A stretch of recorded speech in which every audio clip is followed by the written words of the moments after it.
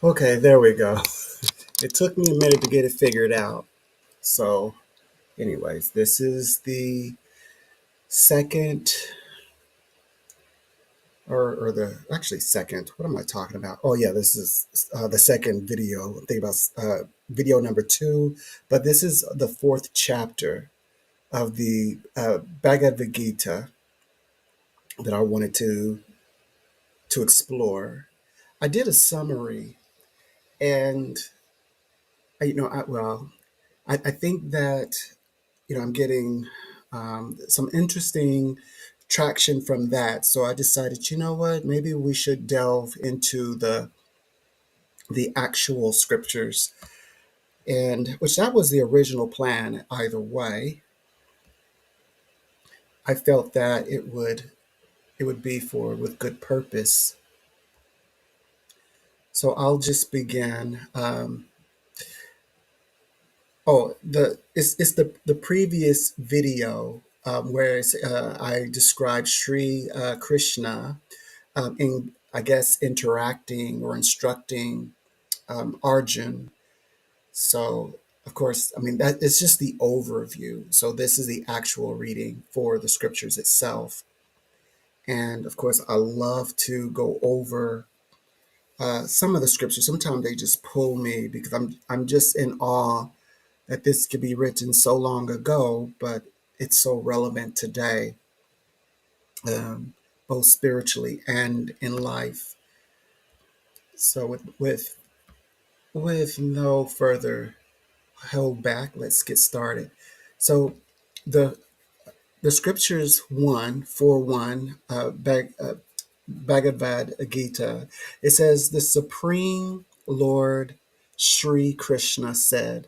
Shri also about okay, so it's like okay, why say Lord and Shri? Shri means like well, I looked it up. It seems to me it's like it's a matter of respect, or it's like saying it's like equivalent of saying sir. So I guess it would be read sort of like the Supreme Lord, like Divine Sir Krishna. So yeah, that's what that Shri means. I was thinking, well, is Shri is just another way form of saying Lord, but it's a Shri is an endearment for a god though. So you wouldn't want to go around saying Shri to everybody or anyone who you just meet. Shri would be uh, a god who you would uh, give this I guess respect to.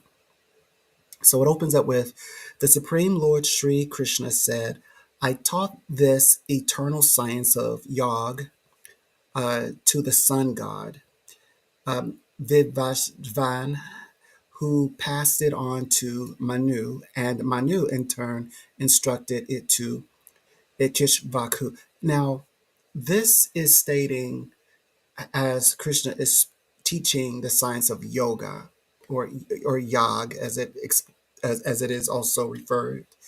And but he's going to go into really what he's doing is he's talking with Arjun about the meaning of action and what does it mean for like for certain actions to have, I guess, to be karma free, like it's a free action. In other words, you know, what is the points of feeling guilty for something that is more or less a responsibility to do. So let's go into it. But I like it whenever I read the Holy Scriptures, I like for the Scripture to speak more for themselves than rather than I paraphrase. So anyway, the second scripture set reads, "A subduer of enemies, the saintly kings thus received the science of Yog in a continuous tradition, but with the long passage of time, it was lost to the world."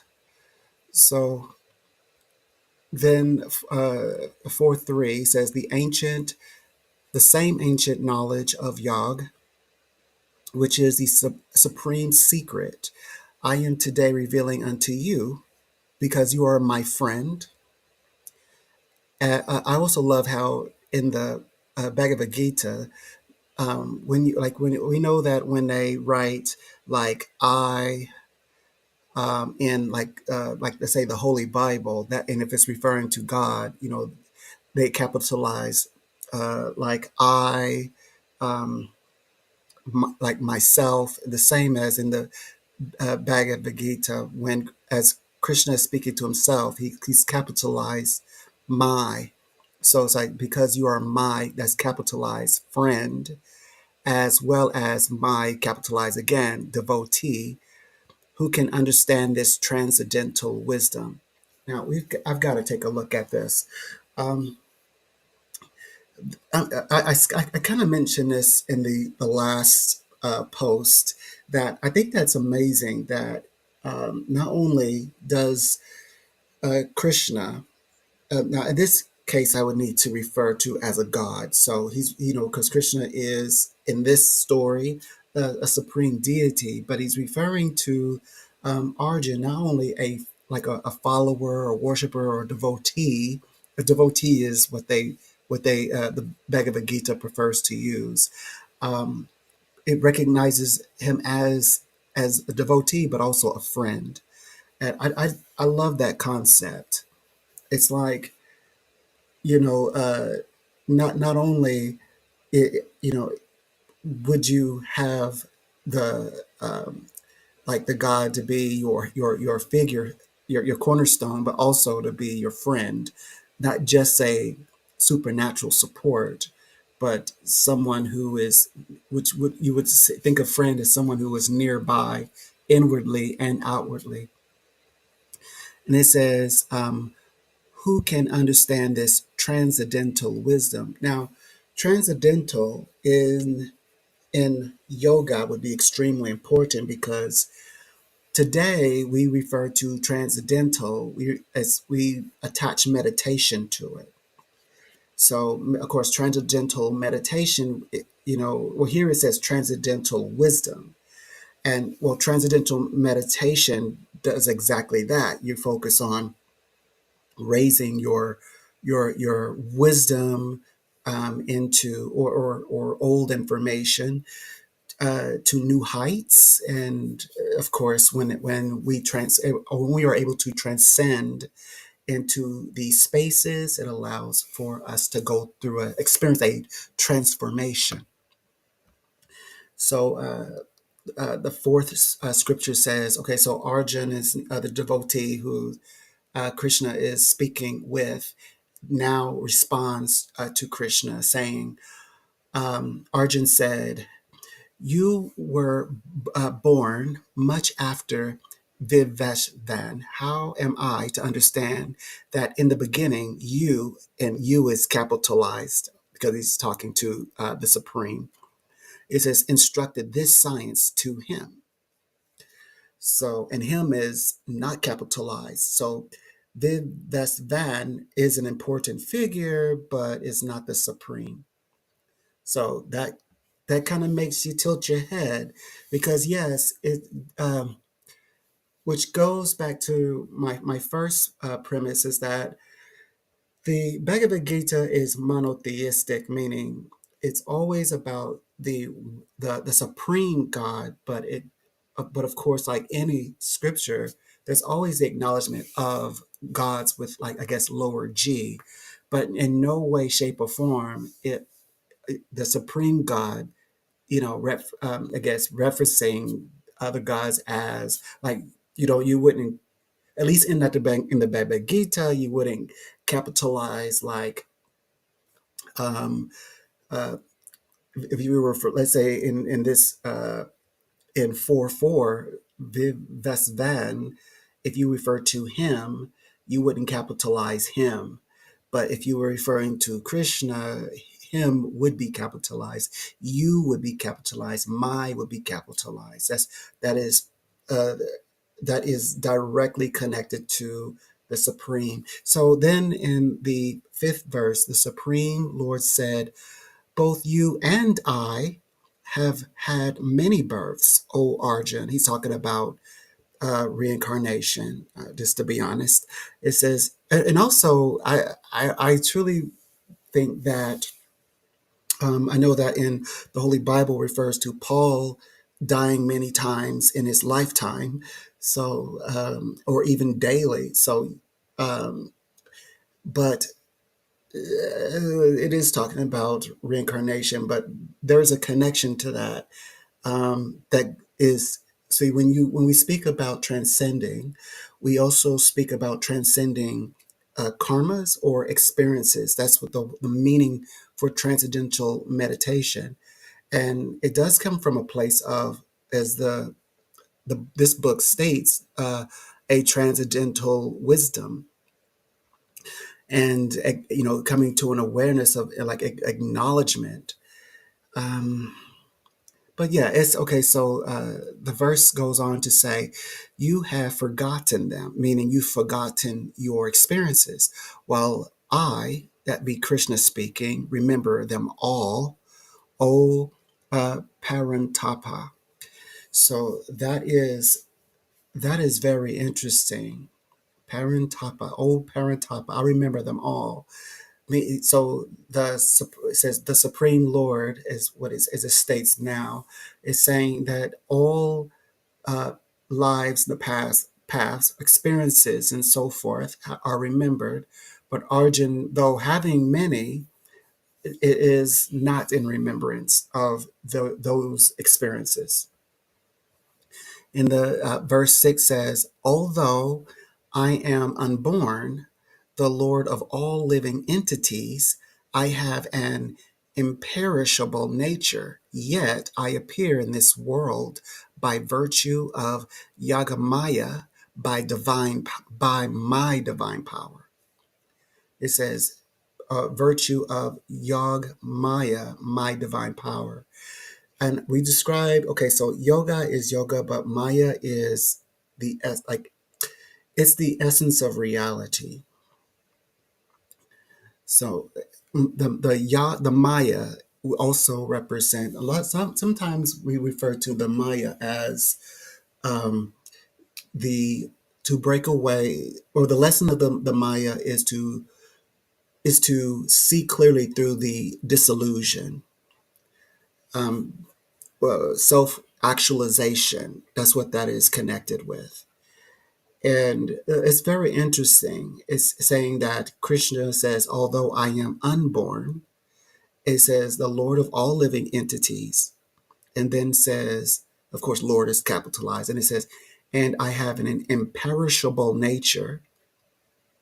He's describing the nature of God, which is, I always have to acknowledge this. This is so much like the Abrahamic deity, how he is, I guess, referred to as, being unborn, being Lord of all things, being having an imperishable, like being the same, as always from the beginning to the ends, and able to, but yet able to appear and become active in the world by divine abilities, but godlike, that'd be godlike abilities. So 4:7 says, whenever there is a decline in righteousness and an increase in unrighteousness, O Arjun, at that time I manifest myself on earth. So the Maya, meaning he's able to, again, with the virtue of the Maya, he says, that's his divine power, which allows him, and now he's given reason why he would break through our reality. He says when there's a decline in righteousness and an increase in unrighteousness, of course he's speaking to Arjun, the devotee, and then he manifests himself on earth. 8 says, okay, so what is the purpose of that? It says to protect the righteous, to annihilate the wicked, and to reestablish the principles of Dharma. I appear on this earth age after age. Now, Dharma, or I was reading, is an extension of oneself. So he's saying basically the extension of his principles or laws, the universal laws, as in Dharma light of healthy lifestyle living and the way to move throughout the world, the principles of being a being a good being. So he comes back and basically to set things back in order. That's what he's saying. Krishna is saying. So 9 says, those who understand the divine nature of my birth and activities, O Arjun, upon leaving the body, do not have to take birth again, but come to my eternal abode. Now, in this little script right there, that is the one script that's extremely important because I think that so many of us don't really grasp that. And in fact, I think I need to put that up there. Let me see. Let me see if I can draw this up. Um, yeah, I can actually. Yep. All right. So we've got that. Let me see. Is it ready? Um, let's see.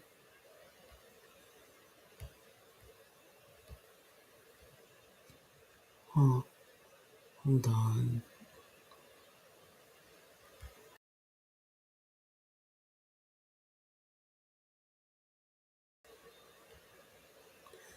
Wait a minute. I'll see if I can.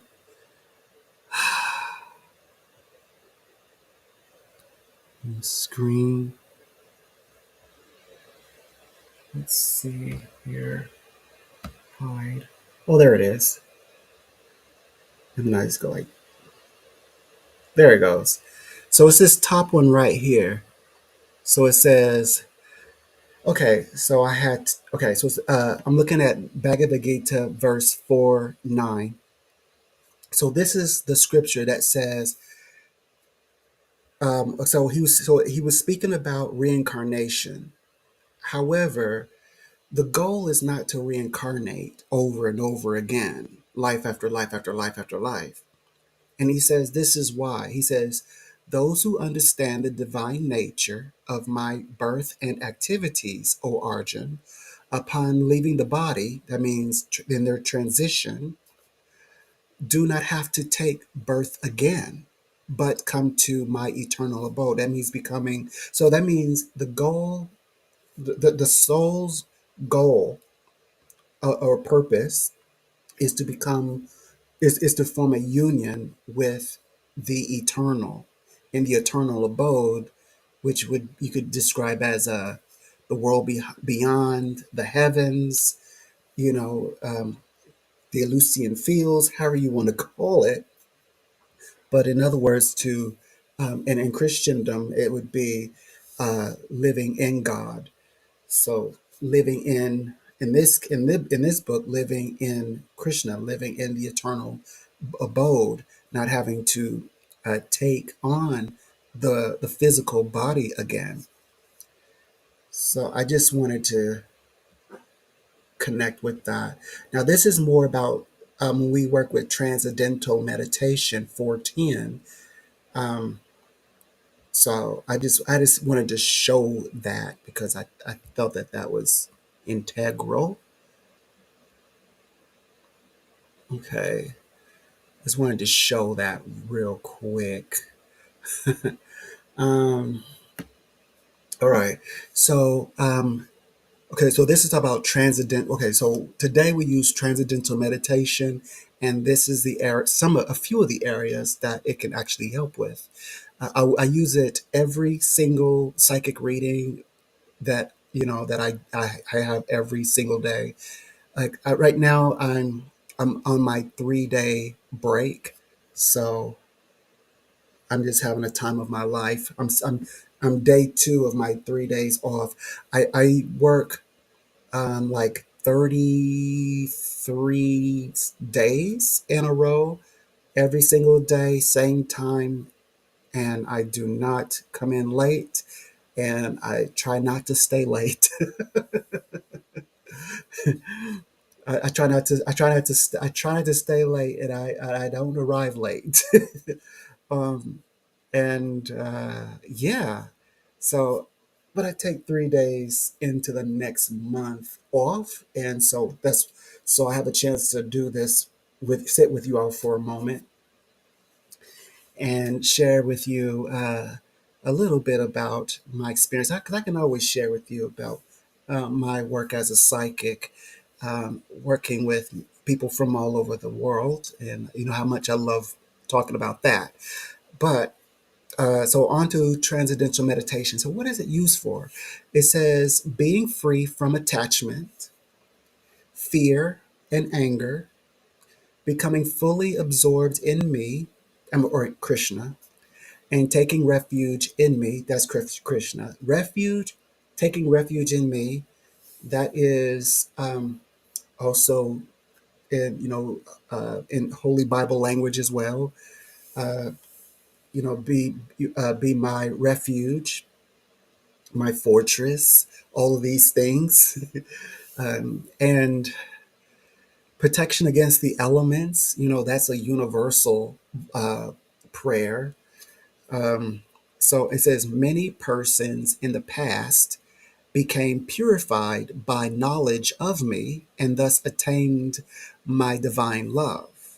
So that's what transcendence does. Transcendence not only allows for us to break away the attachments, but also the fear, the anger, the resentment, the sadness, and all of those things, and more than that. Anything that does not allow us or permit us, including um, elements that you might think would bring about a happiness. Of course, it's a superficial, short-term happiness, um, and others, and it goes on and on and on. Or self gratification is one. All right, and then of course you become unified with the as they in metaphysics they say. I used to hear a lot becoming unified with the divine, or become one with God. Yeah, I've heard that expressed. Yeah, so this is saying that in the same language. 11 says, "In whatever way people surrender unto me, I reciprocate accordingly." Okay, so he's basically saying there's more than one way. He says, "In whatever way people surrender unto me, I reciprocate accordingly. Everyone follows my path, his path, knowingly or unknowingly, O son of Pritha." He says, everyone follows my path, knowingly or unknowingly. I mean, as in, just as in all of the major, at least, like the ones I like to mention, of course, is the Abrahamic. It says, there is a great deity to meet at the very end of it all. And this is what he's saying. The many paths represent how people, the infinite ways in which people will cross over from an individual's perspective to the other side. And it says knowingly or unknowingly, whether they know it or not know it, that everyone will follow the path the road that leads to him. 12 says, "In this world, those desiring success in material."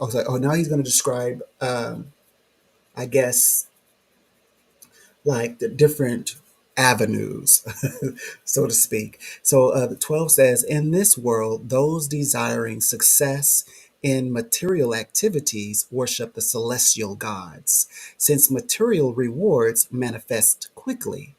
And that celestial gods is lowercase. So this is one of the examples where it is acknowledging the gods, and celestial gods would be more like, definitely would be more geared towards astrology and planets and stars. One moment.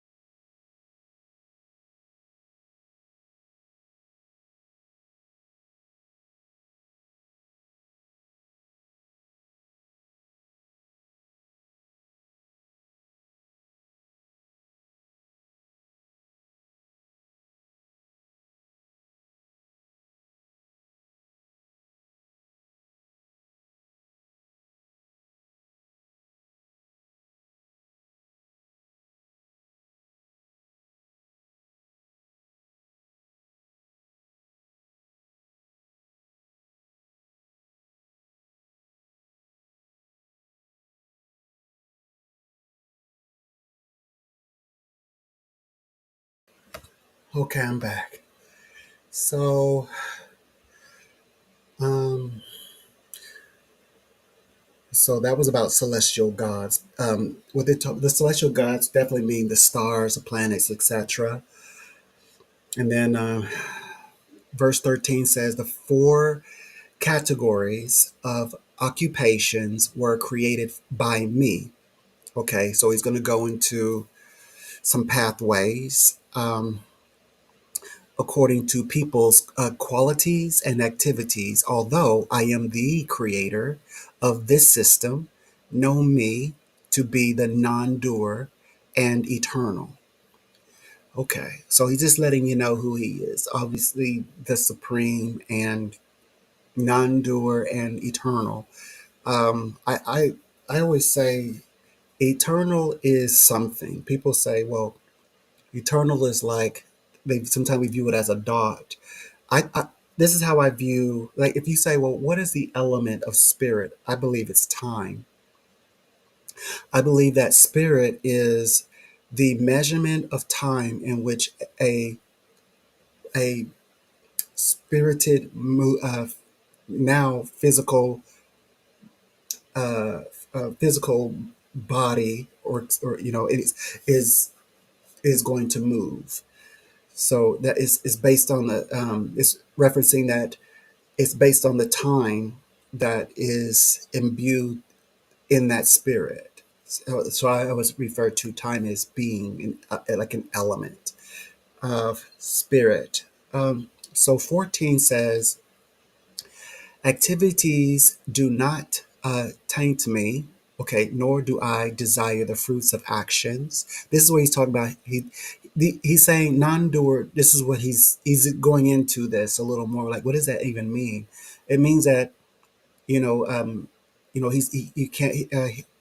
Activities do not taint him, nor do Krishna desire the fruits of actions. One who knows me in this way is never bound by the karmic reactions of work.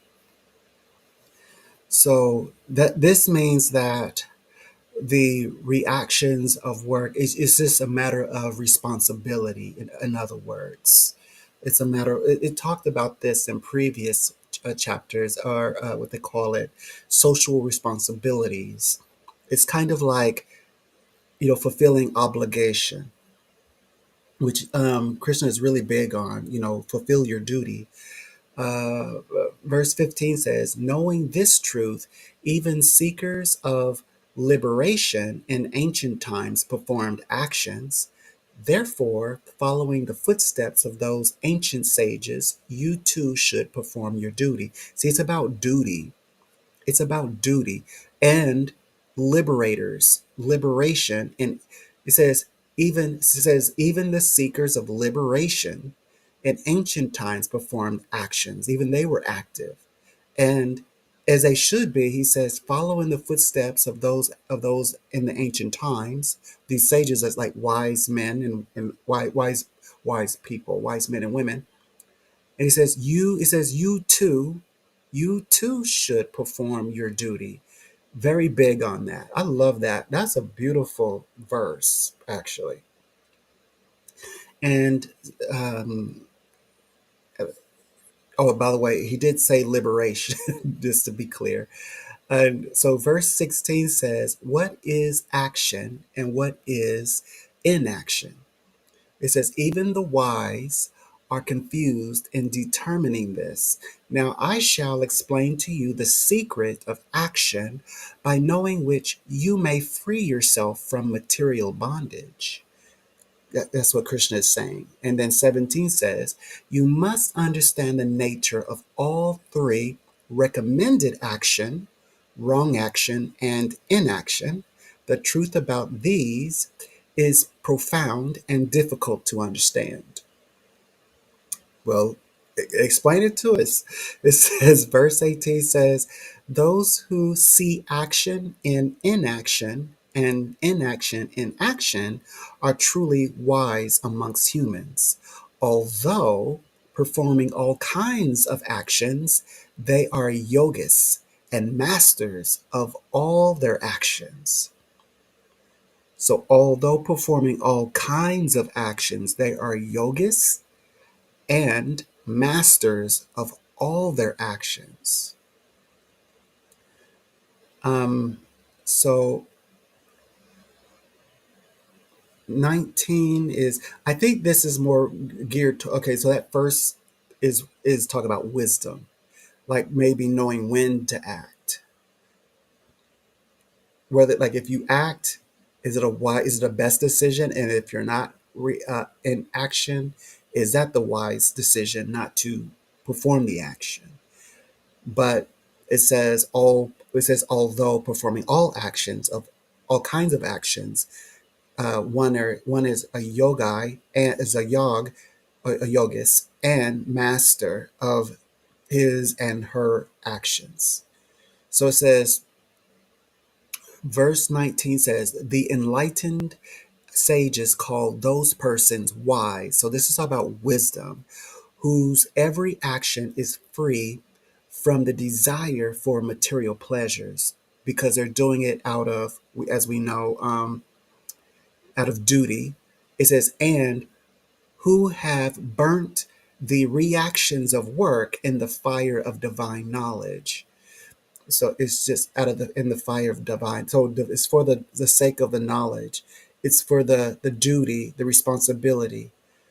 Uh, Verse 20 says, such people, having given up attachment to the fruits of their actions, are always satisfied and not dependent on external things. Okay. Despite engaging in activities, they do not do anything at all. So it says, despite engaging in activities, they do not do anything at all. So this is this is more like saying, because as in, how you perform the duty can be weighed in, can be weighed against, on like on a scale, by how much is put on the other side of the scale. Is like, what's the value or the lack of value, the reasoning for the extent of action that will be performed, or the lack of the action that will be performed. I think that this is the realm of perfection. This is like, be great at what you do at any time, regardless of who you do it for. Regardless, I like to match it to, when I think of this, when the Bhagavad Gita is describing this to me as I'm reading, I like to think of it as working with like the many people from all around the world. It doesn't matter to me where the person is from, whether they're from the South, or the Midwest in the USA, or if they are in the Arab. kingdom or Israel or wherever, Spain. I try to give my perfected skills and abilities and work with them as I would my next door neighbor who I'm going to see the next day. And I certainly wouldn't want to walk by them and they're saying, gosh, uh, I found someone who could do the job better. I want to do it perfect all across the board for everyone who I work with. So that's what I took from it. And I'm pretty sure that's what it's describing. It says, in spite of engaging in activities, despite reading all those people, I believe, they do not do anything at all. Yes, it doesn't cause me to do anything at all. And by the way, that's a very interesting way of putting it because considering when I say that I can read all day, I can read as long as I want to read. I just, just I just have to just tell myself to like, look, take a day off. So reading every single day of the month and save 3 days until the next month over. That's what I'm talking about. They do not do anything at all. It's nothing at all to me to do that. And I do the work. Every single one of the readings I do at my highest capability, regardless of who I'm working with. Um, Verse 21 says, free from expectations. That means I'm not looking like whenever I do my work, there's no one that's gonna make me feel like like one moment.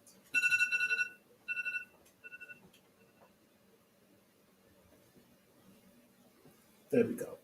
There's no one that's gonna make cause me to feel like I'm gonna be disappointed in my next client. So like if I'm working with someone, and even if let's say even if I were reading for them for free or for a penny, they say I'm going to pay you a penny.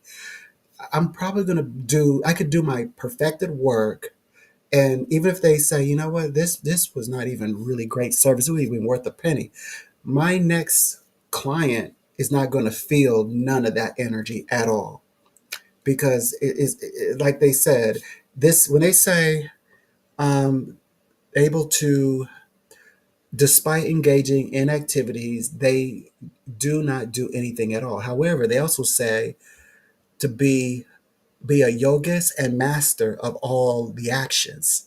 So I mean, be perfect, be great, be highly skilled, of course. But at the same time, also, I don't like cater to if I get over like I don't like overly praise. Like I don't bite when I'm being somebody praises. I'm like my job is I'm like no, you did the work, and you're the one that's getting all the blessings. So I always turn it and flip it like, great job. You're doing a great job already by taking these first steps to getting true answers. Now you're ready for the world out there. That's how I speak. I just like it says is they do not do it's like I do nothing at all. And so the next which segue 21 says free from expectations and the sense of ownership. Yep, free of expectations and the sense of ownership, with the mind and the intellect fully controlled. Your mind and your intellect is fully controlled. Yes, because frankly, I could, since I start out in my time, it's going to be 3 a.m. Somebody could tell me all the bad stuff. They could tell me all the things I'm doing wrong at 3 a.m. Yeah, I still all have all the hours to go, like 8, 9 hours to go, which would be like uh, that's 2 p.m. my time. So, and I gotta come back the next day. I gotta do it like at least 33 more times. So that That, see, so it says, with the mind and intellect fully controlled, they incur no sin, and it does say incur no sin, even though performing actions by their body. Yeah. So even though, I'm working and performing, it's mental, it's spiritual, it's intellectual, it's physical. It says incur no sin, even though performing actions by their body, which that means no, there's no karmic attachment to the work I do. And by the way, literally, I don't get warped or drained reading. I can read. I read all day. It doesn't bother me at all. I don't get tired, And then at two, by the way, when my time is up, it's like the middle of the day. I can just enjoy the rest of my day, and it's literally after lunch. So I got all day and evening, and wee early hours in the morning, to figure out, what's on the next agenda. So yeah, it's kind of like, don't think about it, just do it. Eventually you'll get there where you can say, oh, don't think about it, just do it. Eventually you get there when you truly understand this information, or the scriptures that's being described here uh, today. The verse 22 says, content with whatever gain comes of its own accord, correct? And free from envy. Exactly. Envy. Okay, so there's jealousy, then there's envy. Jealousy, I believe, is a compass that is natural, that tells you when something is wrong. Envy, that's the one. Envy is the only one that is frowned upon. Envy represents so strong wanting what that other person has that you'll kill them for it. And so envy is the one that's the, as they say, is the deadly, that's the deadly sin. But jealousy is not. Jealousy is okay. Jealousy is more like, I feel something is not right. Okay, what are you jealous of? That, it'd be that kind of energy. It's just something's not right. That's what I believe what jealousy is for. Um, but envy, like, no, it's not that. It's no envy. Envy means you want exactly what they have. You're mad that they've got it, and you would hurt them for it. That's envy. That's the one that's deadly. That's bad. That's the sin one. So then it goes on to say that they are beyond the dualities of life. So dualities of life represent, um, what is good, what is bad, what is one way, what is versus another, day and night. But I want to read that first part of that again. It says, content with whatever gain comes of its own accord. So whatever the gain, it comes on its own. And it then skip to that last piece, says, being um, equipoised in success and failure. Okay, balanced. They are not bound by their actions, even while performing all kinds of activities. So it's just a matter of finding balance. Exactly. So even all the while, someone might say, they say hate it, hate it, hate it, but another person might say love it, love it, love it. But I say blessing, blessing, blessing, blessing, blessing, blessing, blessing. So still, and now this is another odd part. The ones that give me the most trouble and say, I don't know, I don't think I agree with that, or what would make you say something like that? Those are the ones who get back with me. The ones that are who are saying you're wonderful, wonderful, wonderful, great, great, great, perfect, perfect, perfect. They don't. It's the ones who challenge me, who contacts me back, who are actually my regulars. In fact, they call me like two times, sometimes through three times throughout a day. It's like, we didn't we just speak? Oh, wait a minute, I thought you were unhappy with me. Okay, we're okay now. We're talking. Okay, we're talking. We want to. You want to talk? Okay, we'll talk.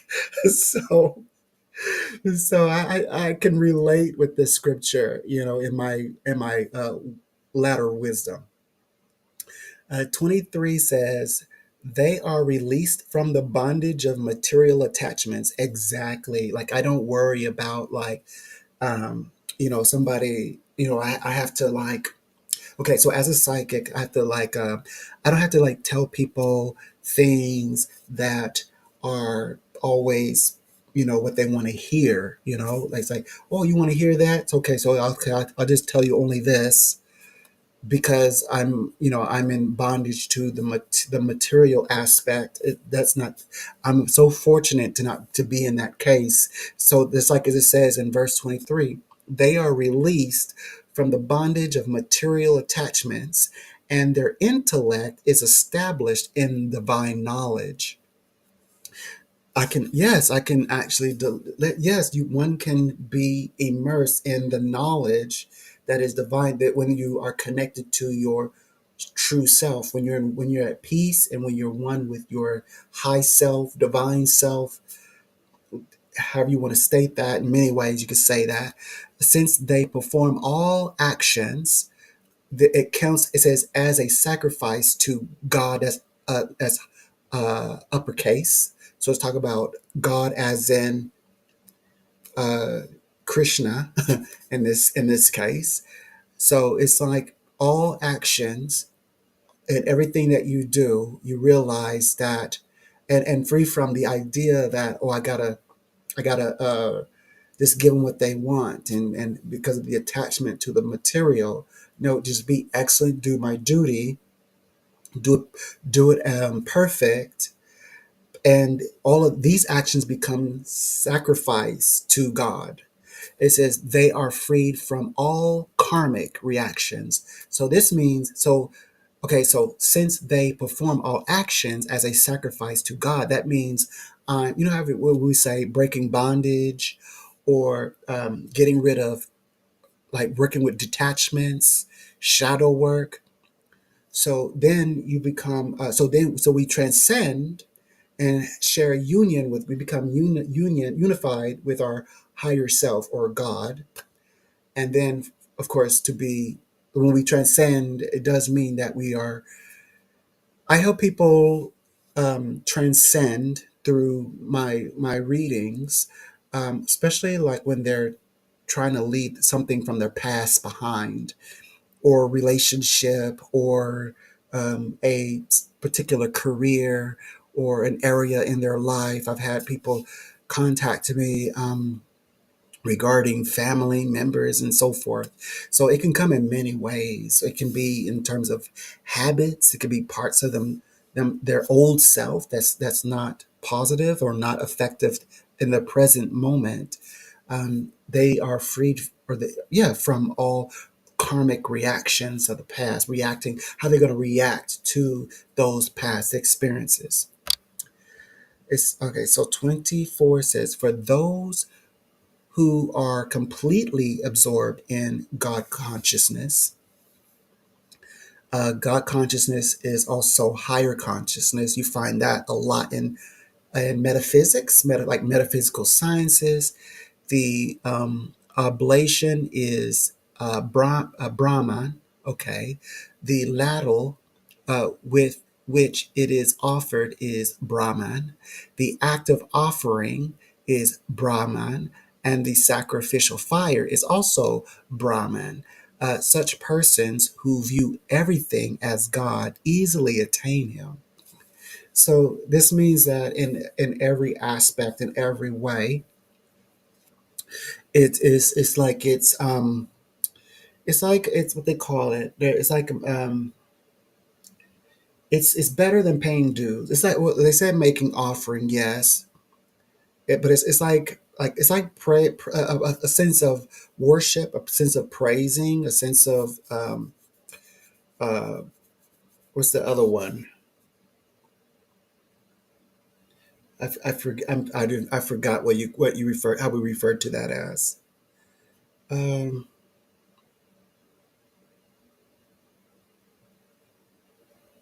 Yeah, it's not going to come to me, but it's a form of respect for God. That's what I'm meaning to say. But it's kind of like a sense of prayer. It becomes prayer. Is what I'm picking up on. It starts with an L. I just can't I just can't think of it at the moment. It's not in my brain. Um, libation. I believe. Lib.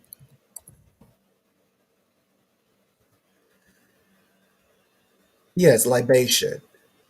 Libation. That's what I okay. Libation. I had it right. So like pouring a libation. Absolutely. That's what it is. Of course, sacrificial.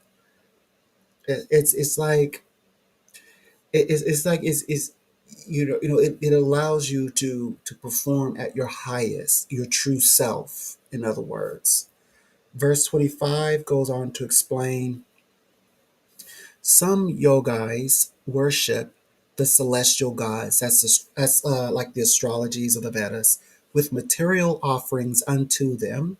Okay. Others worship perfectly, who offer the self as sacrifice in the fire of the supreme truth. And that's interesting that it would say others worship, because in the New Testament, um, John talks about being baptized by fire because he baptized by water as a water baptism, which is symbolic to being reborn. And then being reborn through fire is being reborn through, as they say, the Holy Spirit. And then here it's saying others worship perfectly, who offer the self, because whenever when you're baptized or giving yourself as it says, it's like it's a sacrifice. You're giving yourself over to the to God, or to the Holy Spirit, through the Holy Spirit, or the fire being sacrificed, coming through the Holy Spirit, rather being coming through this the sacrifice in the fire. And it says of the supreme truth, which is another universal metaphysical term, supreme truth. So that definitely is a parallel. It's a strong parallel, to argue that case, that there is a universal transcendental experience in humanity's thoughts. But the first one says some yogis worship the celestial gods, that means the planet and the stars, with material offerings unto them. So that's it's describing, that's one way, but there's also even a more perfect way. Uh, and then 26 says, others offer hearing and other senses in the sacrificial fire of restraint. So some people may be great listeners, maybe even great counselors. Still others offer sound and other objects of the senses as sacrifice in the fire of the senses. So that may mean people who can give sound advice, who are influential speakers. Now, see, he's talking about the many paths in which he can be found in all these different ways. One can, even if you weren't aware of it, he believes that, or he says in the supreme you would still find, or the road would still guide you to the supreme. Which, by the way, the Bible also says that if um, if rather, one is not knowing of, let's say, the Gospels or Scriptures, no one was there to tell them. How would they know if they're not there? It's because the Holy Bible says that the golden laws were written in the heart and in the minds of of creation. So even if they don't, somebody doesn't reach out and out do an outreach and give them this information, or give them the book to read it in their language or so forth, they still know it. They still know the universal law of the law of the universe. They know that. Um, so 27 says, some inspired by knowledge offer the functions of all their senses and their life energy in the fire of the controlled mind. That would be the intellectuals. 28 says, some offer their wealth as sacrifice. That would be the wealthy, clearly, the rich people, while others offer severe austerities as sacrifice. Then that would be like definitely maybe the monks.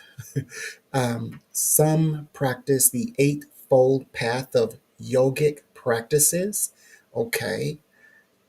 And yet others study the scriptures and cultivate knowledge as sacrifice while observing strict vows.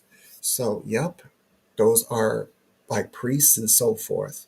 Still others offer as sacrifice the outgoing breath and the incoming breath. This is talking about the prana.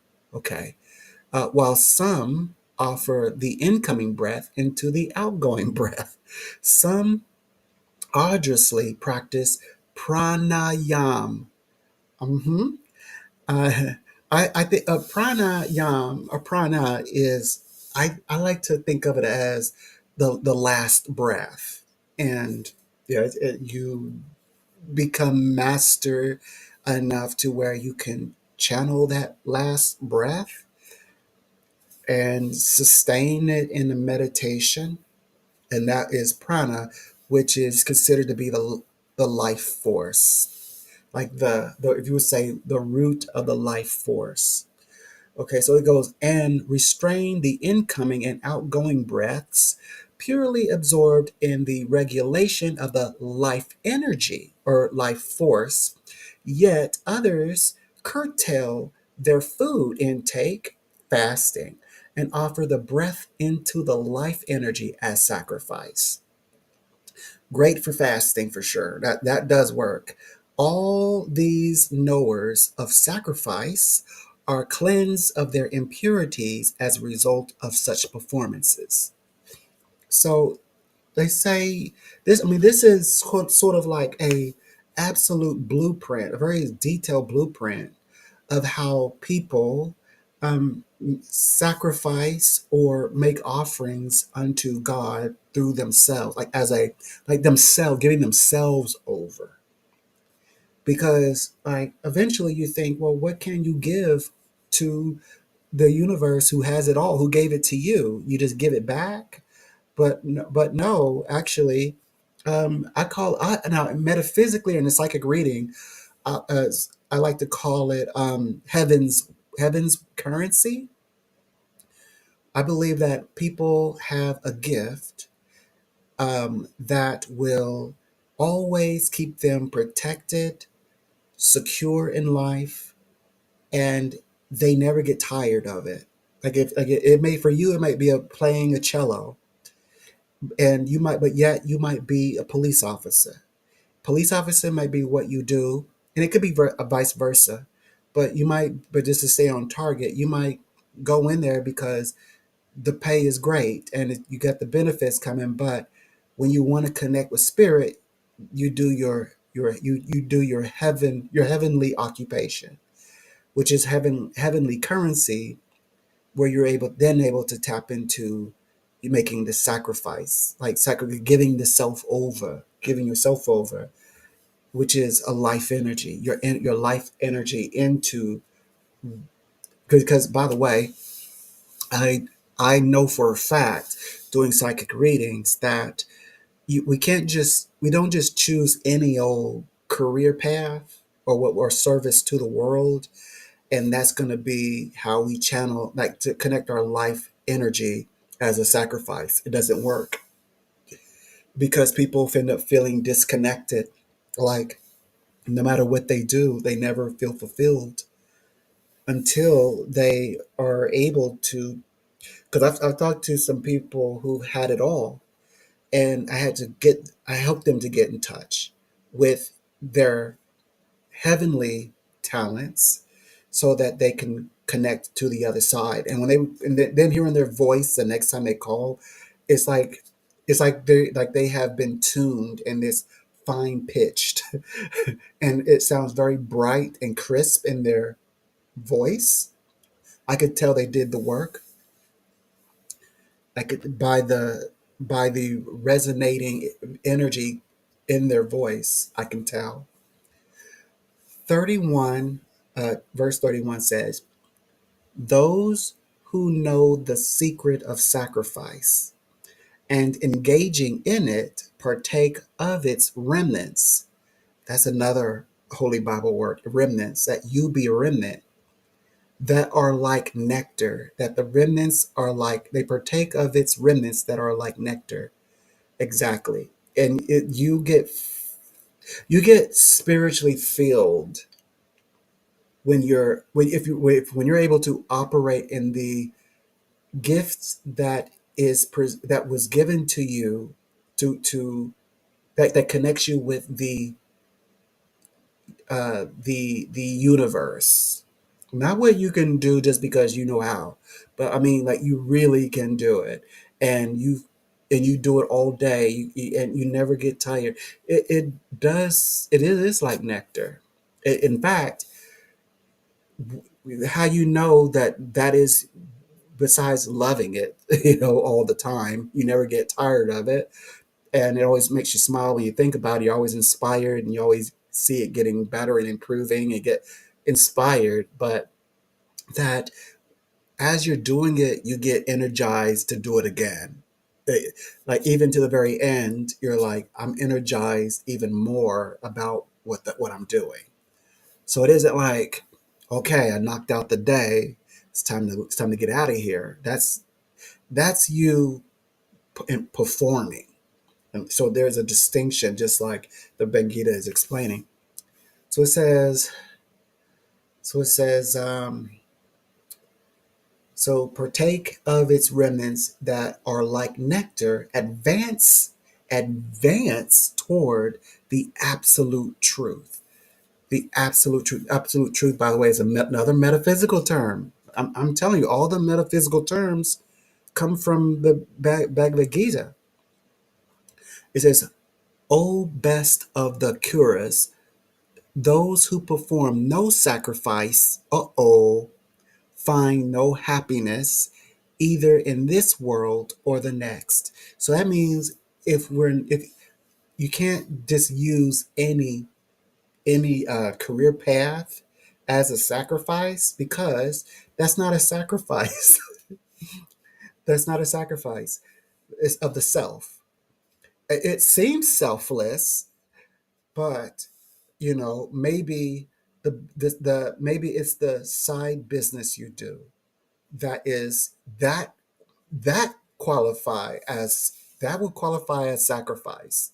That side business you're doing, and you're building it, and you're working so much to get it off the ground, and you got to work on it every day, and you are getting your clients, and but you know that you got to hold on to that job that really keeps the roof over your head, keeps gas in the tank, all that, keeps everybody fed, clothed, right? That's one thing. But the actual sacrifice, when it comes to the if we keep it in like career, or your performance in life, right?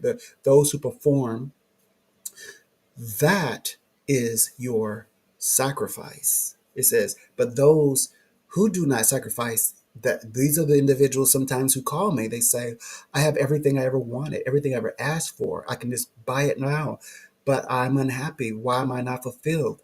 I should be fulfilled. We've got the best partner in the world, gets me anything and everything. I told you everything that I've got. Guess what? They pay everything for me, and I don't even have to use none of the things I've got.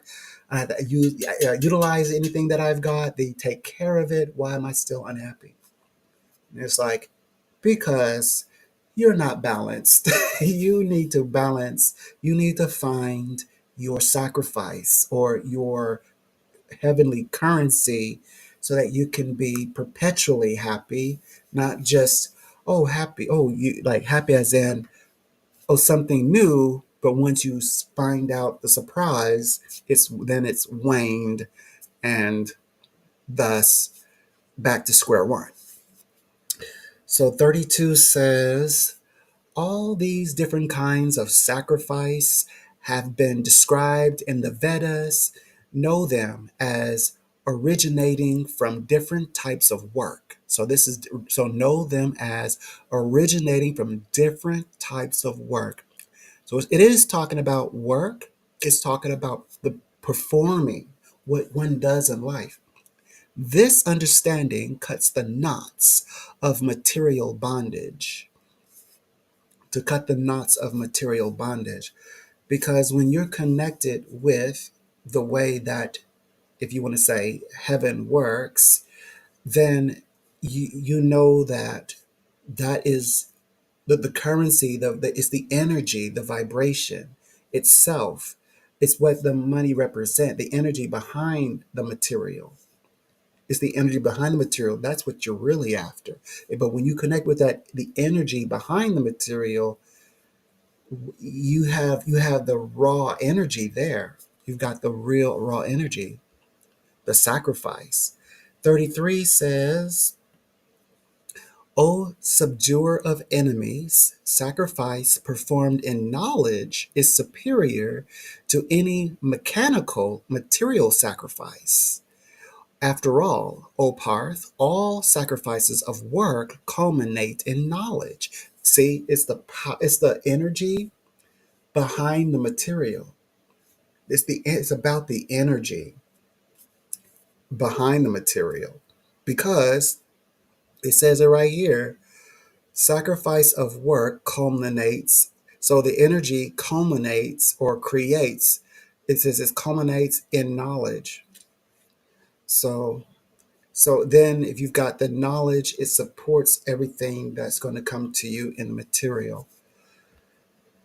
34, learn the truth by approaching a spiritual master. Okay.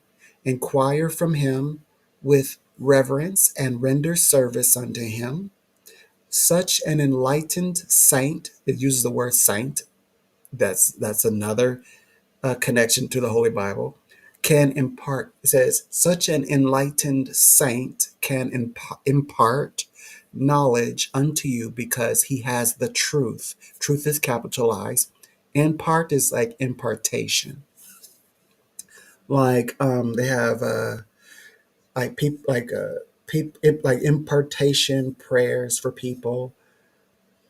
35 verse 35 says, following this path and having achieved enlightenment from a guru, O Arjun, you will no longer fall into delusion, which is, that's the Maya. See, that's the why. Remember, this connects to the very beginning when Krishna says, the reason why he comes to earth when righteousness is in decline and unrighteousness is in inclining, and he says he comes through to the yog maya, which is, he's saying, he says you will no longer fall into delusion. So to help people to see the truth, to see and break through the illusion. He said, Krishna says that is his divine power.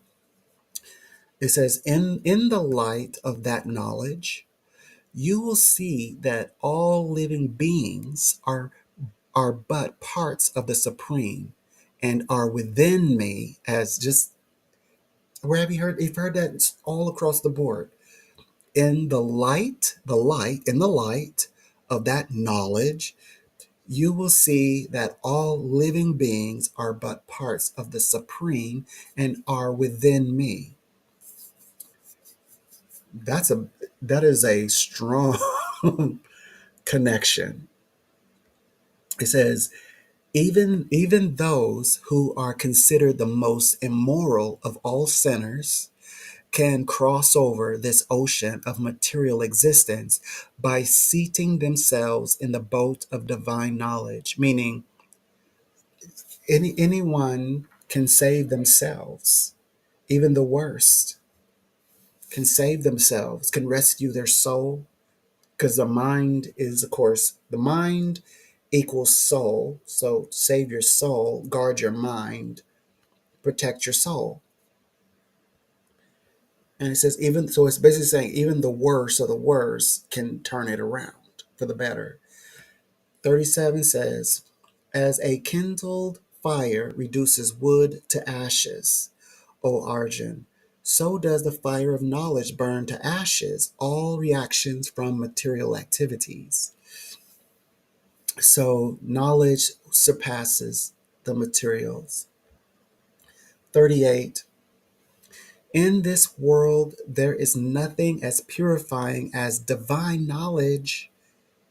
So this is a mystery that explains a lot about when, um, like John, to understand John's baptism of water, it takes wisdom, because that's describing the initiation of being born by the mother. When we come through our mothers, which everybody comes through, and the but the knowledge about the world, because in order to be baptized by fire or the Holy Spirit, that means you're being prepared for the world. You're being reborn into the world itself to do the work of whatever it is between you and the divine, your divine mission. You're taking on your divine mission.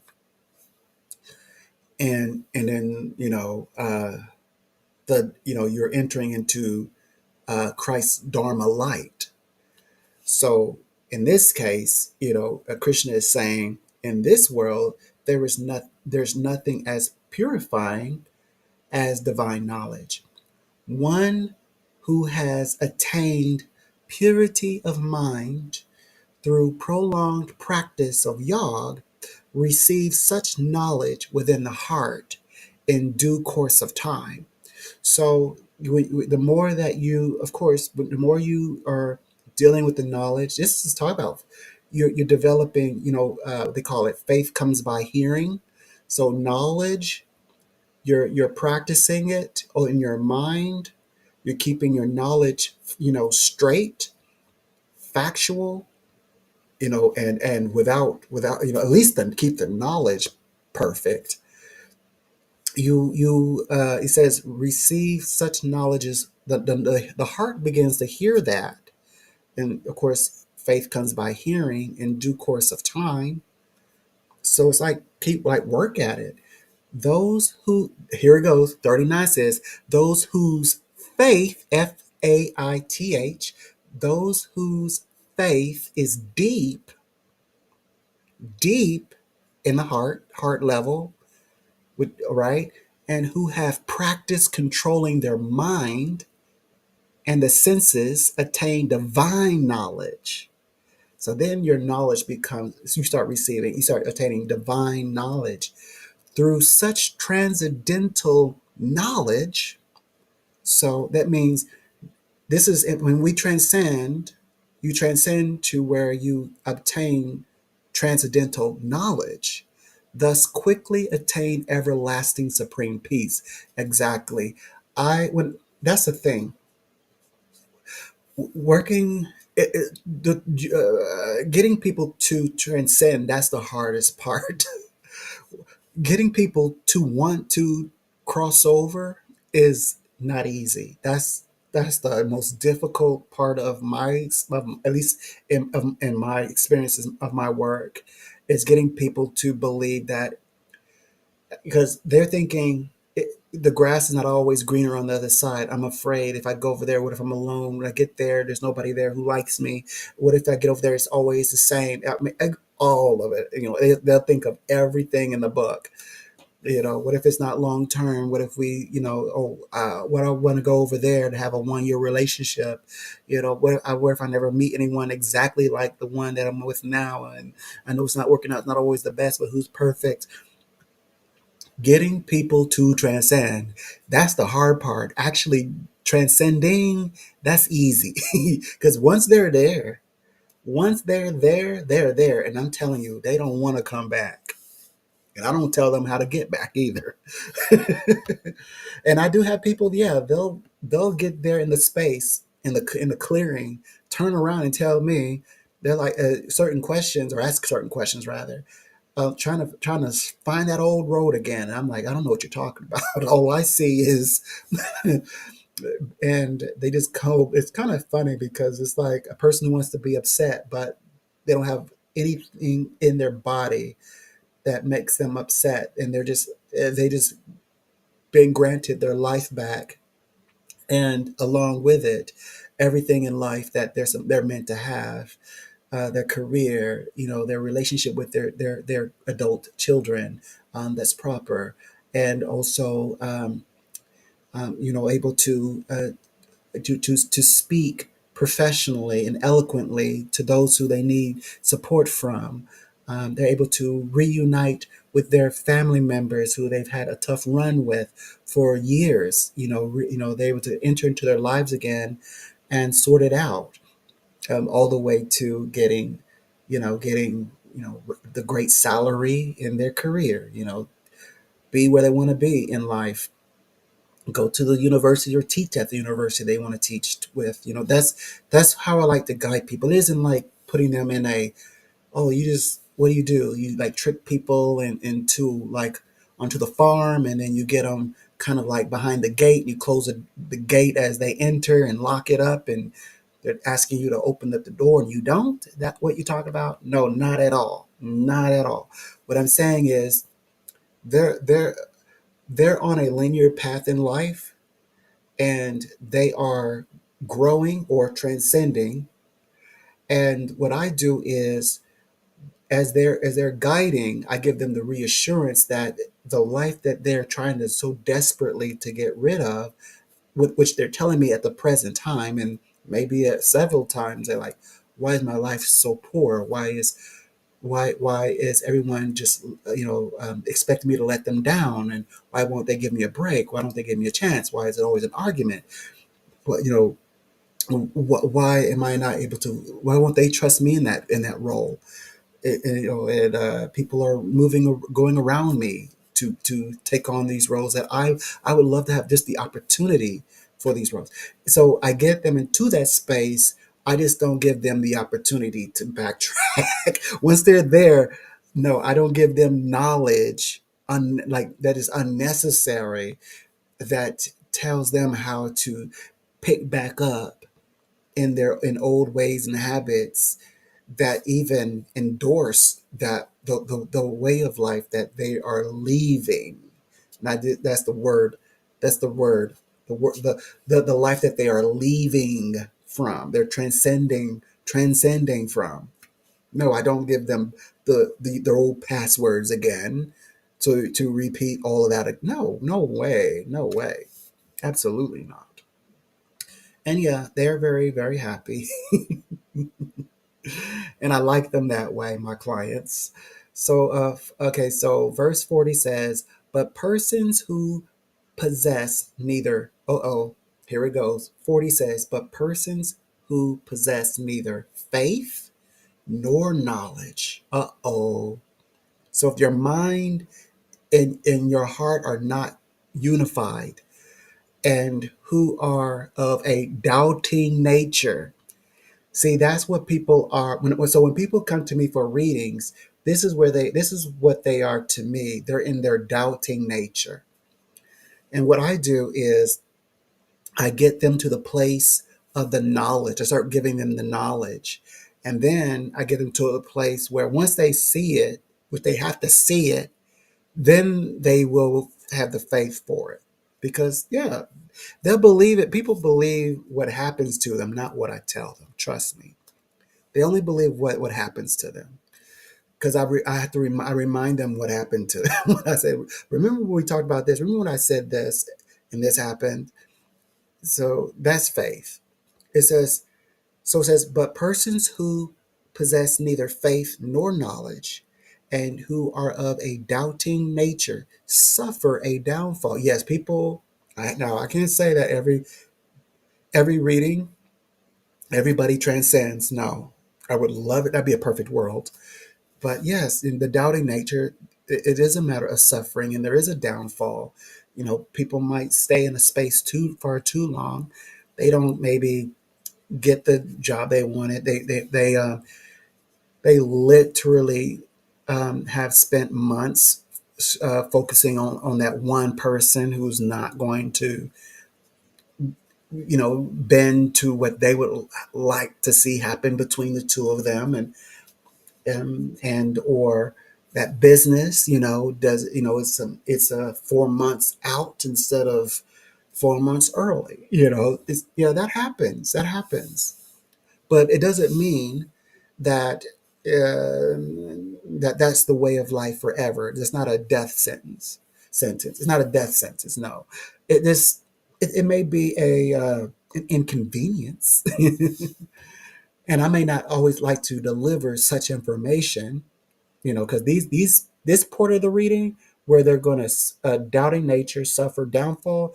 Yeah, those are the struggle readings. In fact, those are the kind of readings I'm talking about when people, they contact me. I don't like these. This is where it's definitely when the scriptures were referring. No, do your duty. My job is to do my job. And I do it at the mastery level, regardless. So even if their reaction, I'm not worried about their reaction. Look, they're suffering, they're on a downfall, and they're doubting, but I'm not worried about their reaction. I'm worried about giving them the perfect information that's going to get them to transcend when they're ready. That's all I do. That's what I do. I said, well, just think about it. I know you're mad at me right now, but just think about it later. And then I feel so good, and it does connect me. I do feel connected with God, and I do feel more energized to move to the next reading. It says, for the skeptical souls, there is no happiness either in this world or the next. Well, we try. I love skeptics, the skeptic minds. There goes skeptical minds, skeptical souls, or the skeptic minds. I love working with them because I like to show them what I can do. And without little help from them, like I say, okay, just what's your name? And I just start reading. However, you might say what kind of music you like, and then you just sit down at the piano, and the first song you start playing, they like, wow, that you got it right. I like this one.